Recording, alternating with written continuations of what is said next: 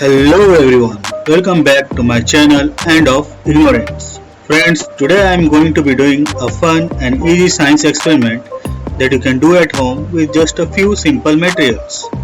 It's called the balloon powered water fountain, and it's a great way to learn about air pressure and fluid dynamics. So why to wait? Let's get started.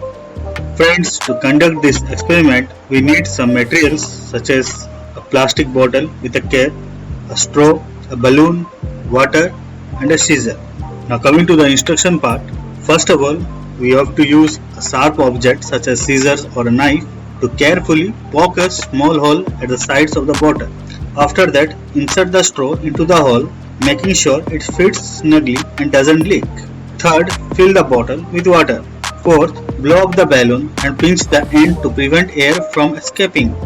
Fifth, stretch the balloon over the mouth of the bottle, making sure it is airtight. And finally, when you release the balloon, you will see a lovely fountain emerge from it.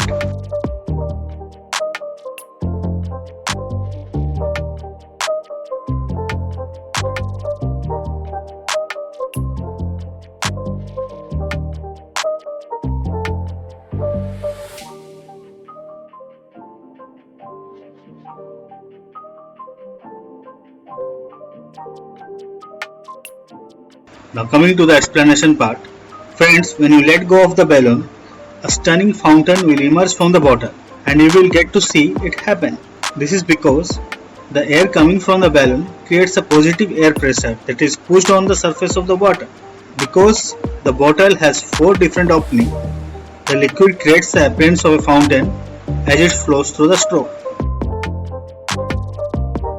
So there you have it, the balloon powered water fountain. It's a great way to learn about air pressure and fluid dynamics, and it's a fun and easy experiment that you can do at home. Thanks for watching, and don't forget to like and subscribe for more science experiments and videos.